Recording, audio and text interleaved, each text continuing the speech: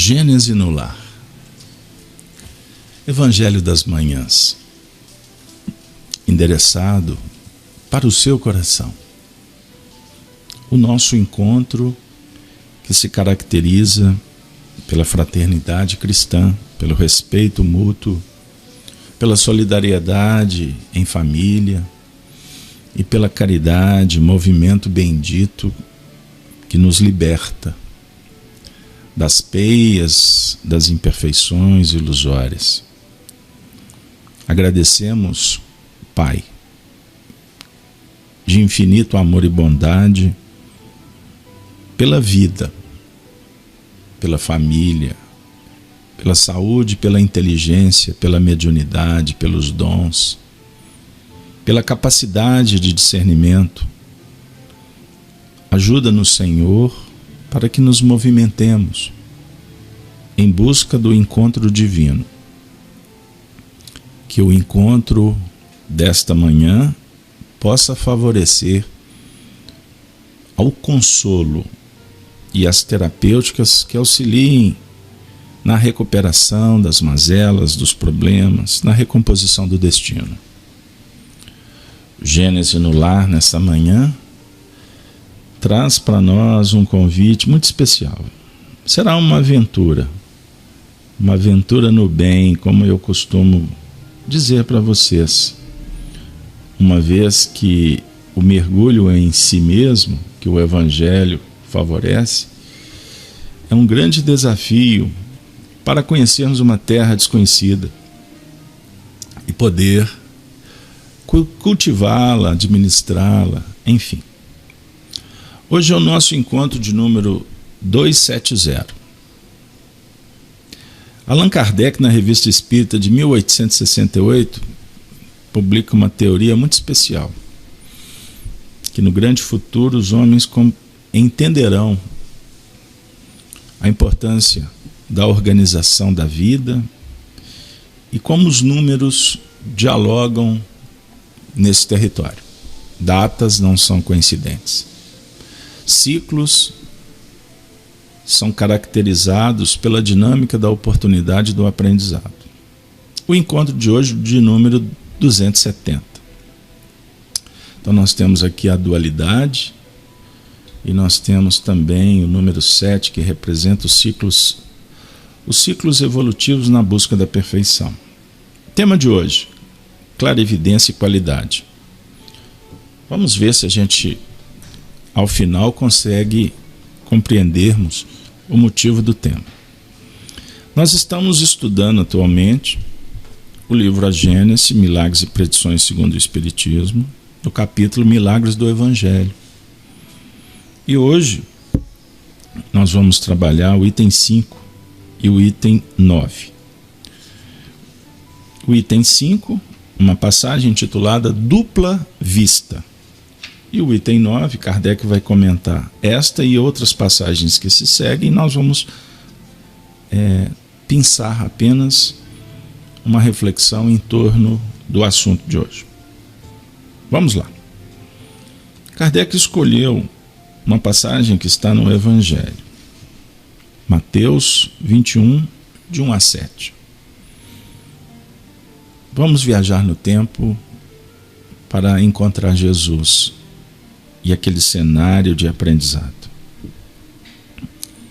Logo que se aproximaram de Jerusalém e que chegaram a Betfagé, próximo da montanha das Oliveiras, Jesus enviou 2 de seus discípulos e lhes disse: Ide a essa aldeia que está ante vós, e aí, chegando, encontrareis uma jumenta presa e seu jumentinho com ela.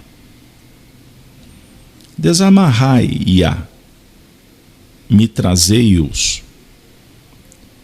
Se alguém vos disser alguma coisa, dizei-lhe que o Senhor tem necessidade deles, e de imediato os devolverá. Ora, tudo isso é feito a fim de que esta palavra da profecia fosse cumprida.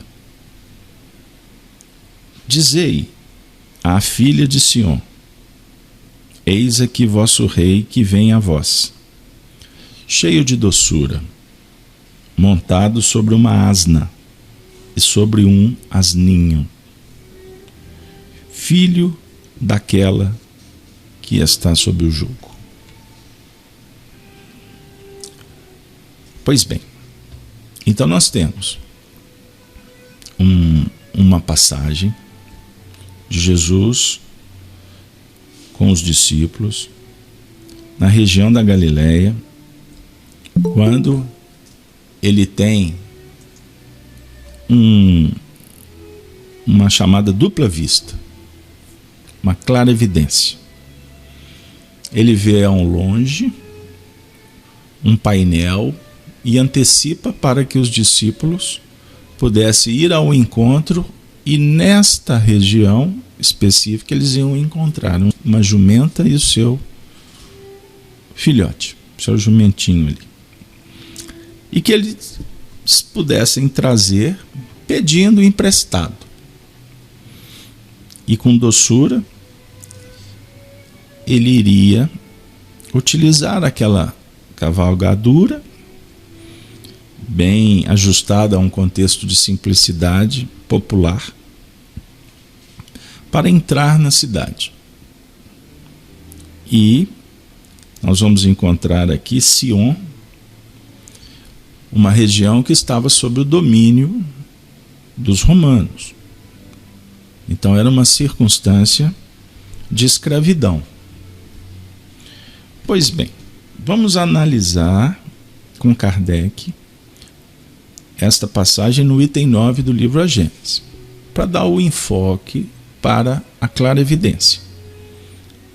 Afirma o mestre Leonês: esses fatos nada têm de surpreendente quando se conhece o poder da dupla vista e a causa muito natural dessa faculdade. Jesus a possuía ao supremo grau, e pode-se dizer que ela era o seu estado normal, o que atestam um grande número de atos de sua vida e o que explica atualmente os fenômenos magnéticos e o espiritismo. Então Kardec, que desenvolveu a teoria da comunicação dos espíritos, utilizando a ferramenta da mediunidade, ponte que favorece, portanto, o intercâmbio entre os mundos físicos e espirituais, classifica a mediunidade em várias aptidões. Uma delas, a clarevidência. Clarevidência é a visão psíquica da alma. Clarevidência, que é a clareza, a consciência de fenômenos que estão no mundo espiritual acontecendo, fatos que estão escritos na história que irão se desenvolver com o tempo, portanto, usando uma expressão da parapsicologia, uma pré-cognição. Mas também a clarividência abre os painéis do passado. Retrocognição. Clarividência pode ainda dialogar com uma visão mais clara de um processo patológico. O médium pode identificar uma mazela na estrutura perispiritual de um paciente, com repercussão no corpo físico. E poderíamos aqui ilustrar com outros exemplos. Mas o que nos importa é traduzir esse fenômeno numa linguagem de fácil entendimento para todas as pessoas. A mediunidade é uma faculdade que vai sendo desenvolvida pelo homem na Terra e tem consequências no mundo espiritual. Então todos somos médiuns de alguma sorte. Uns mais, outros menos, com aptidões específicas ou em casos mais bem definidos, em nível de uma tarefa diferenciada, podemos encontrar médiuns que possuem várias aptidões. Em nível humano, na dinâmica da nossa interação histórica com o mundo espiritual, no século XX, no século XIX, os espíritos enviaram muitos médiuns. Médiuns de materialização, de clarividência, da psicofonia, que é a voz dos espíritos através destes, a psicografia, que ficou mais popularmente conhecida. E poderemos elencar alguns médiuns. Aqueles que trabalharam com Allan Kardec no século XIX, com alguns destaques. Historicamente, Ruth Céline Jaffé, que foi uma médium, dentre outras, mas que tiveram um papel muito importante. No século XX, no Brasil, muitos médiuns. Eurípides Barçanufo, médium considerado um dos com maiores aptidões e uma envergadura moral extraordinária. Tantos outros, médiuns da psicografia, romancistas, médiuns na cura, médiuns na exposição, na fala, psicofonias que traduzem a voz dos espíritos em palestras, enfim. Mas o médium que se tornou o mais popular, o mais conhecido mundialmente falando, foi, sem dúvida alguma, Francisco Cândido Xavier. Também com uma desenvoltura moral, deixando um rastro de exemplos no campo da vivência evangélica, que se torna-se um fulcro de inspiração aqui, agora e mais à frente no futuro. Por certo, Chico Xavier sempre passará dentro dos temas da mediunidade, oferecendo contributos. Mas Allan Kardec dá um destaque para Jesus, porque Jesus possuía a mediunidade no supremo grau. Supremo grau. E pode-se dizer que ela era o seu estado normal. O que ele quer dizer? Que Jesus, pela sua condição do espírito mais elevado que esteve na Terra, a mediunidade dele não era cíclica, de ir e vir, estados com oscilações. Não. Ele era um médium o tempo todo. Então ele via os acontecimentos de uma forma extraordinária, a conjugar o futuro e o passado de uma forma soberana, conhecendo a intimidade das pessoas e podendo dialogar com estes sem verbalizar no diálogo espiritual. Por isso, considerado pelos espíritos com Kardec um médium de Deus. Ele não precisava de intermediário, ele ia direto na fonte. Pois bem, amigos, por que nós estamos falando sobre isso?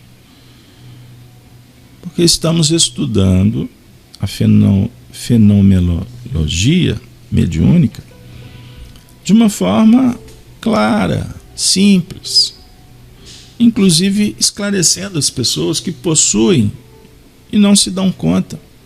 Elas precisam de prestar atenção, pois a mediunidade pode se tornar uma ferramenta extraordinária no nosso processo evolutivo, para dialogarmos com os mensageiros, com os anjos, guardiões, que nós em Espiritismo não tratamos como anjos, mas sim como educadores, mensageiros do Altíssimo, que acompanham todos, individualmente e coletivamente. Então nós temos aquele que vela pela nossa trajetória, espíritos que são tutores da própria mediunidade, não necessariamente é o guia, podem ser outros enviados.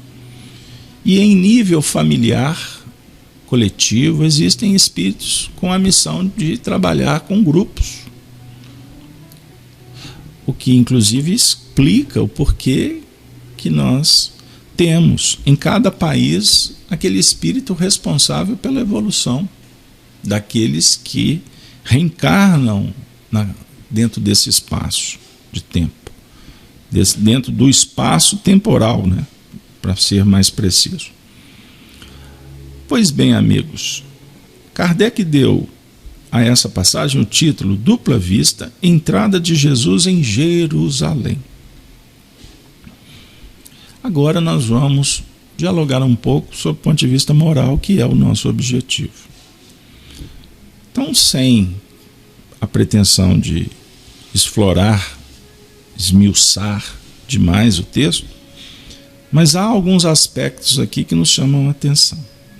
Primeiro, quando eles se aproximam de Jerusalém, Jesus envia discípulos e lhes disse: ide a essa aldeia que está ante vós, e chegando encontrareis uma jumenta presa a seu jumentinho com ela. Desamarrai-a e me trazei-os. Olha que interessante. Ele está entrando numa cidade. Essa passagem tem a ver com a participação deles numa festa. Era uma festa religiosa. Jerusalém, a cidade santa. E, naturalmente, para entrar nesse cenário, ele faz uma proposta dentro da escola filosófica que ele sugere seja fundada, das virtudes morais, da ética, da beleza, da justiça e da verdade, e do amor. E o discípulo, o aprendiz sincero, para acessar essa região de coisas santas, vamos agora ao nível íntimo. Jerusalém representa a casa das noções superiores, o andar de cima da mente. É necessário que a gente possa usar instrumentos, conhecimento, boa vontade, coragem. E, naturalmente, são instrumentos que dialogam com os valores possíveis, palpáveis e reais. O que estava à frente não era um cavalo, um alazão, um puro raça. Não, era um jumentinho. Olha que interessante. E a gente sabe que não são os animais perfeitos para se cavalgar. Mas a passagem aqui está dialogando com a simplicidade, com a pureza, que frutifica. Por isso, observemos que nós vamos nos deparar uma jumenta feminino e o seu jumentinho. Olha que interessante. A jumentinha aqui representa um instrumento feminino que já procria, que já está dando fruto. E é um fruto importante, sobre o ponto de vista elevado, porque na produção do Evangelho não há um movimento estanque. É evolução permanente e progresso itinerante. Os sentimentos precisam dos ajustes e precisam ser conduzidos. Então Jesus, a consciência, traz para si essa tarefa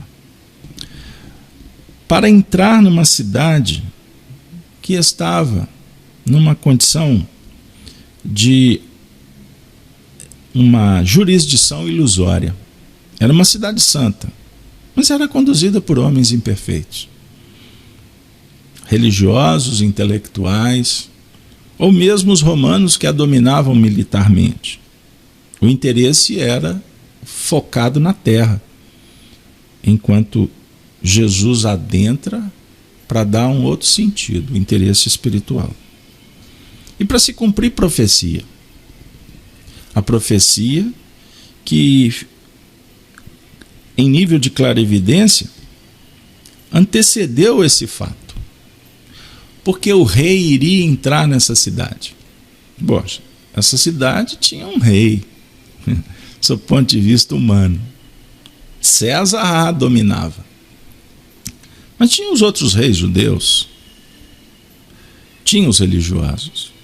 Mas o verdadeiro rei iria entrar agora, na hora certa, para iluminar.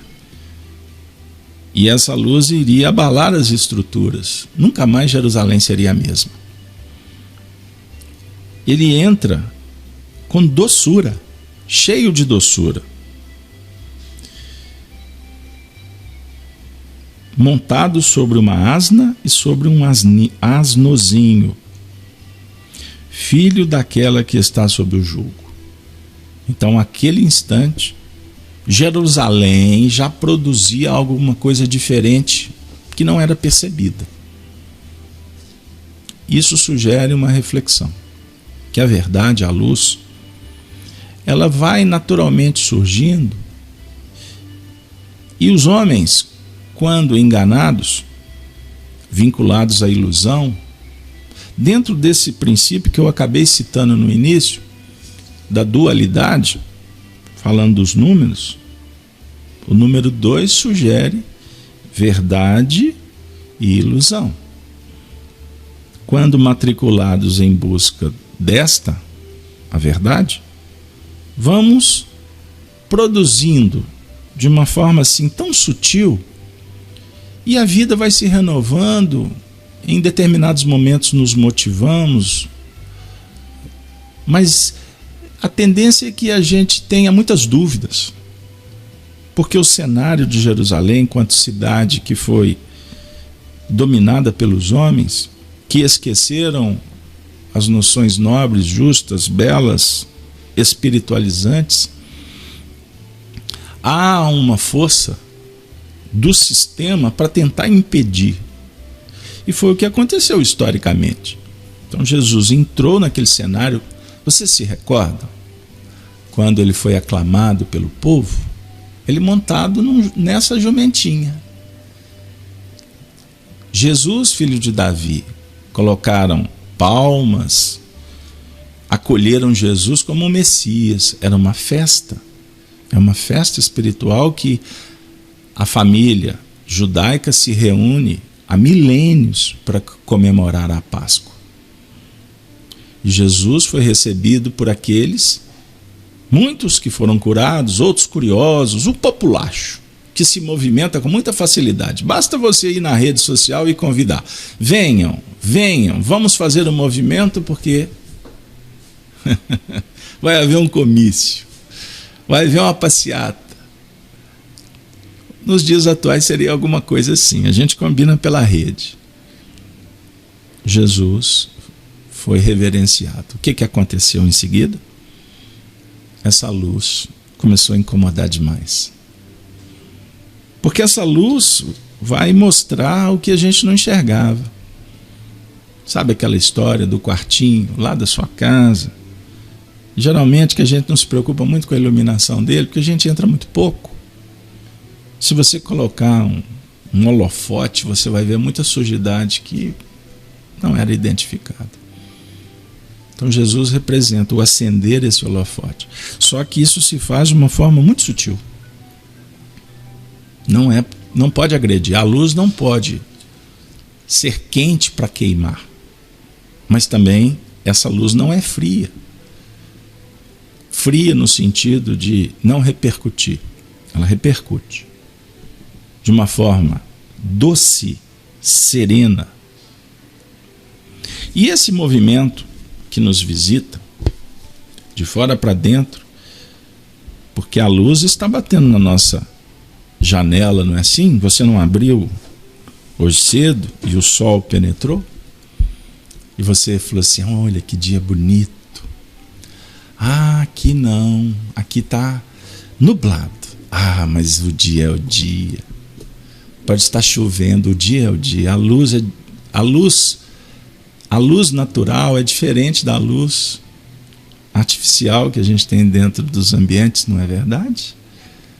A gente se sente outro, o oxigênio muda.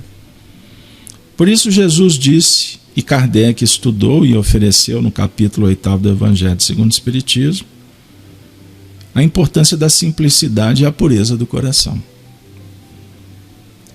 Quando os intelectuais quiseram provocá-lo sobre quem era maior no reino dos céus e etc., ou então tentando afastar as crianças porque elas traziam dificuldades, Jesus disse: deixai que venham a mim as criancinhas e não as impeçais, porquanto o reino dos céus é para os que se lhes assemelham. Olha que beleza. Kardec comenta rapidamente no Evangelho segundo o Espiritismo que a pureza do coração é inseparável da simplicidade e da humildade, e exclui toda a ideia de egoísmo e de orgulho. Por isso é que Jesus toma a infância como um emblema dessa pureza, do mesmo modo que a tomou como o da humildade. Então, o símbolo da criança, pureza. Ela sempre acredita que o pai vai consertar o brinquedo. E humildade: papai, me ajuda. Por que a gente cresce e ficamos bobos? Com todo respeito. Mas nós alimentamos a tolice de julgar que temos a verdade absoluta e que não precisamos dos outros. Nós precisamos uns dos outros. Tanto é verdade que Jesus podia entrar a pé, não podia, na cidade? Não, ele não rasga o processo.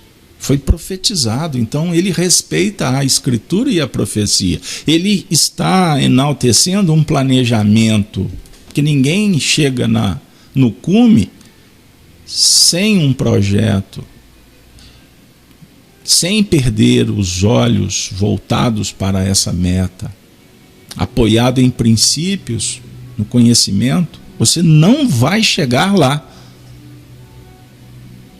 Se você prestar atenção no que está do lado, nós desviamos o foco.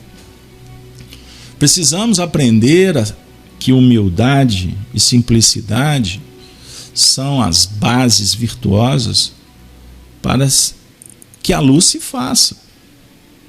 Precisamos ter olhos de ver. Precisamos de ter clarividência para isso. Então agora nós chegamos na comieira. Trouxemos a clarividência como um fator mediúnico, mas não basta ter a mediunidade se não temos a clarividência. Um médium que se arvora no trabalho com humildade, com coragem, ele naturalmente observará com o tempo que, se ele não tiver como exemplo Jesus e seguir os passos do Mestre, ele não chegará nos seus objetivos. Um médium que não busca a evangelização própria, ele está dando uma cartada certeira de que vai falir. Não basta conhecer o Espiritismo, suas leis, seus fundamentos, reencarnação, mediunidade, influência dos espíritos, lei de causa e efeito. Não adianta se nós não fizermos uma renovação efetiva pelo Evangelho. Guardem esse pensamento que eu aprendi com amigos, professores e com os benfeitores, e eu compartilho apenas. A instrução informa, a educação forma, o Evangelho transforma. Muitos adentramos ao Espiritismo e ficamos gravitando só nas informações. Tem pessoas que me mandam mensagens assim: olha que mensagem bonita, o Dr. Bezerra falando da pandemia. Aí você vai ler a mensagem, não tem nada. Mas a pessoa mandou com boa intenção. Esse movimento para ela é importante, você não pode desconsiderar. Mas quantas vezes o Dr. Bezerra chega no teu ouvido e fala assim, na pandemia, tenha fé, tenha clarividência, aprenda com Jesus e transforme, independente da pandemia, porque você é um espírito viajor no tempo. Essa mensagem tem mais consistência. Porque o Dr. Bezerra não vai estar falando comigo se eu devo ou não tomar vacina. O Dr. Bezerra não vai me falar para me colocar um copo de água com própolis, porque ele vai colocar um remédio que vai me proteger de um vírus. E o que é mais importante, o Evangelho, ele vai nos dizer o seguinte: nós estamos numa pandemia. Todos serão contaminados de alguma forma. Devemos tomar cuidados. Mas só desencarna quem estiver em seu planejamento desencarnar. Compreender o que eu quero dizer? Isso não pode contaminar a minha performance de vida, abalar a minha coragem, a minha fé, a minha resiliência. Porque se estiver na contabilidade da minha trajetória desencarnar, eu tenho que desencarnar com qualidade. Eu tenho que desencarnar bem. Porque tem um número expressivo de pessoas desencarnando mal. Porque não se preparam para a vida imortal. Então, esse cenário que vivemos na Terra, se vocês abrirem, anota para não ficar no amém. Revista Espírita de 1868, vocês vão encontrar um texto que eu não vou dar o título para vocês terem o trabalho de procurar mesmo, estou fazendo isso de propósito. Vocês vão encontrar um texto belíssimo falando sobre as necessidades que vivemos no processo de evolução. E que o mundo espiritual é afetado pelo nosso comportamento no mundo físico. Então, se estamos gerando desequilíbrios, loucuras na Terra, isso repercute lá. E, naturalmente, se eu estou nessa faixa, quando eu for para lá, eu vou ficar do mesmo jeito. Será que nós queremos desencarnar preocupados com o coronavírus do lado de lá? Compreenderam o que eu quero dizer?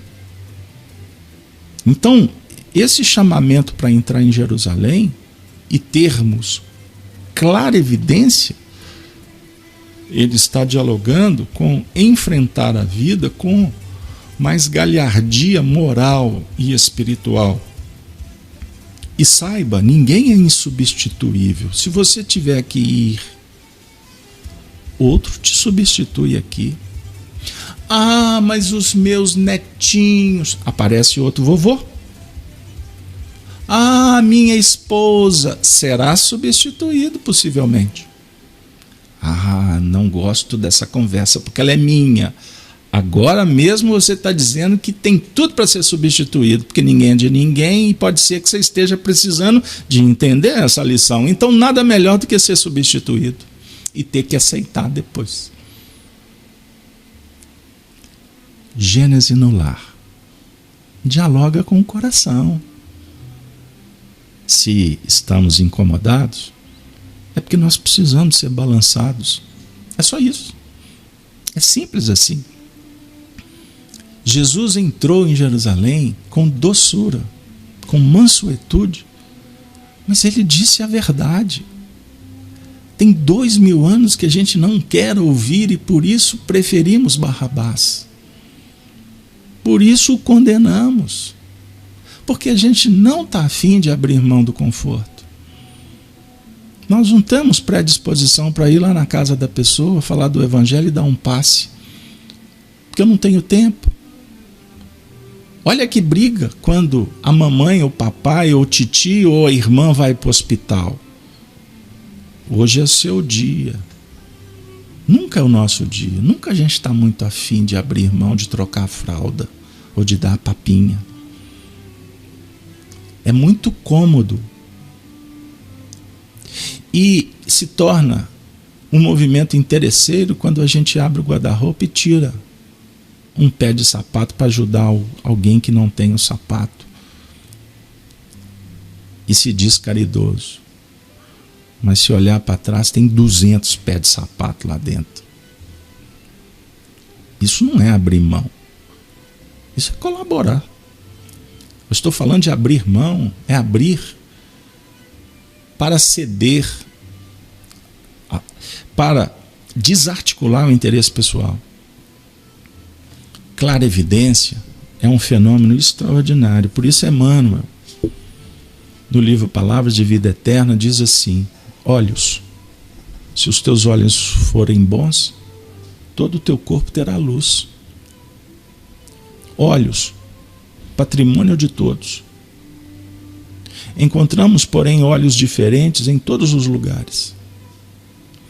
Olhos de malícia, crueldade, olhos de ciúme, de ferir, olhos de desespero, de desconfiança, olhos de atrair a viciação, olhos de perturbar, olhos de registrar males alheios, olhos de desencorajar as boas obras, olhos de frieza, olhos de irritação.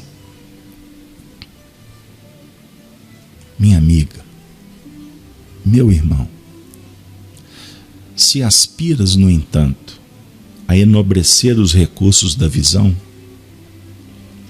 ama e ajuda, aprende e perdoa sempre, e guardarás contigo os olhos bons, a que se referia o Cristo de Deus, instalando no próprio espírito a grande compreensão, suscetível de impulsionar-te à glória da eterna luz. Olhos de ver, olhos de procurar a essência da bondade, olhos que identificam problemas e procuram resolvê-los. Vocês sabiam que o único animal que consegue se aproximar para tentar destruir a águia em seu voo é o corvo? O que o corvo faz? Ele voa acima da águia e vai bicando a cabeça dela. E ele se acopla para empreender esse ataque. E a águia, sem o que fazer, a não ser compreendendo os seus princípios e as metas para continuar o voo, o que ela faz? Ela aumenta a altitude, ela sobe, ela arremete, de tal forma que quanto mais alto, mais dificuldade de respiração o corvo vai sentindo, até que chega num determinado momento que ele não consegue respirar e ele se desvincula, e ela, com a sua altivez, continua em busca dos seus objetivos. Ela não para a sua trajetória por conta dos ataques, das imperfeições, das indiferenças, do apupo, da perseguição. Não. Ela continua corajosa e busca os píncaros, as alturas, como um espírito que deve caminhar ereto, consciente, em busca da elevação moral e espiritual. Quanto mais alto for o voo, naturalmente os corvos ficarão pelo caminho, dentro de suas próprias necessidades, e compete ao Senhor da vida dar as condições para que eles se tornem águias, no tempo e no espaço. A águia que assim faz, ela se movimenta nos princípios da conservação, é certo? Da mesma forma que o aprendiz do Cristo precisa de se conservar, ele precisa de preservar. E ele só conseguirá abraçando os ideais e seguindo em frente, com bondade no coração, porque em momento algum a águia foi ou será cruel com o corvo. Pelo contrário. O outro, sim, está agindo, tentando impedir a luz. Ela não. Ela só busca a luz. E quanto mais ela brilhar a própria luz nesse voo espetacular da evolução, mais benefício ela oferecerá para os irmãos do caminho. Tenha coragem. Aceite. Seja resignado, obediente e prossiga, sem olhar para o lado. Porque a vitória está muito mais perto do que imaginamos até então. Ela está dentro de você. Gênese no lar. Mais um momento de espiritualidade, empreendendo um voo para a libertação definitiva, que é gradativa, mas precisa de ser implementada sem tergiversações, sem dúvida, sem medo, sem insegurança. Vá, porfie a porta estreita, com simplicidade e com pureza no coração, como as crianças. Deixai vir a mim as criancinhas, porque delas é o reino dos céus. Gênese no lar se despede com a saudação dos cristãos dos primeiros tempos. Ave Cristo.